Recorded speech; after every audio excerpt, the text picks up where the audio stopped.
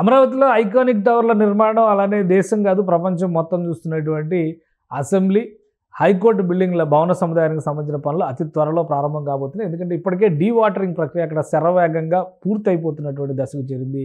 ముఖ్యంగా 1-2 టవర్లకు సంబంధించినటువంటి ప్రదేశాల్లో పూర్తిగా నీరు మొత్తం తొలగించేశారు. 3-4 టవర్లకు సంబంధించి కూడా ఒక 10% మాత్రమే నీళ్లు మిగులుతాయి. అంటే 1 అడుగు నుంచి 2 అడుగులు మాత్రమే నీళ్లు ఉన్నటువంటి పరిస్థితి. అటు వాటిని తోడివేడి వేసేందుకు కావాల్సినటువంటి ప్రణాళికని సిఆర్డీఏ అధికారులు సిద్ధం చేస్తున్నారు. మరోవైపు ఐకానిక్ భవనాలతో పాటు హైకోర్టు బిల్డింగ్కి సంబంధించినటువంటి పునాదుల దగ్గర ఎక్కువ నీరు ఉంది. దానికి ఇక్కడ ఉన్నటువంటి మోటార్లన్నీ కూడా అక్కడికి షిఫ్ట్ చేస్తున్నారు.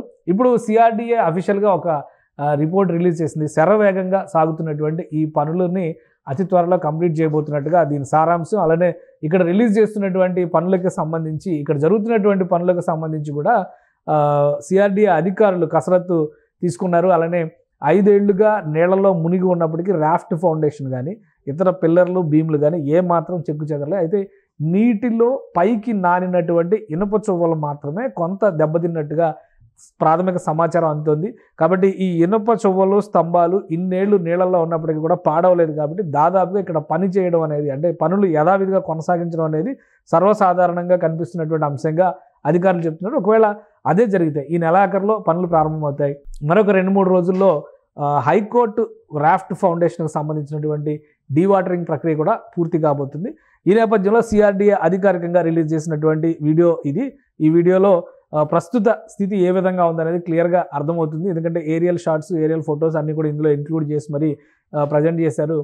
రాబోయేటువంటి రోజుల్లో పనులు ప్రారంభించడానికి ఎలాంటి ఆటంకాలు ఇబ్బందులు రావు అనేటువంటి ధీమాతో అధికారులు ఉన్నారు. కాబట్టి ఈ ప్రక్రియని కొనసాగించేందుకు కావాల్సినటువంటి చర్యల్ని ముఖ్యంగా ఇక్కడ టెండర్స్ని ఫైనల్ చేయాల్సినటువంటి పరిస్థితి ఉంటుంది. టెండర్స్ ఫైనల్ చేయడానికి సిఆర్డీఏ అధికారులు కసరత్తు చేస్తున్నారు. బహుశా ఈ నెలాఖరులోపు దీనికి సంబంధించినటువంటి ప్రక్రియ పూర్తవుతుందని చెప్పని అధికారులు చెప్తున్నారు. అంటే సో మొత్తం డీవాటరింగ్ పనులన్నీ దాదాపు పూర్తయి ఒక 80% పనులు 80-85% పనులు పూర్తయినాయి. ఒక 10-15% మాత్రమే మిగిలి ఉన్నాయి. కాబట్టి పనులు ప్రారంభించడానికి ఎలాంటి ఆటంకాలు ఉండబోవని ఏపీసీఆర్డీఏ అధికారులు చెప్తారు. ఈ నేపథ్యంలోనే అధికారికంగా సోషల్ మాధ్యమాల ద్వారా ఈ ప్రస్తుత స్టేజ్ని రిలీజ్ చేశారు. ఇక్కడ మనం దృశ్యాలను బట్టి చూస్తే కనుక నీళ్లు తోడడానికి ఉపయోగించేటువంటి భారీ మోటార్లు అన్నింటినీ హైకోర్టు ఫౌండేషన్ ఉన్నటువంటి ప్రదేశానికి తరలించారు.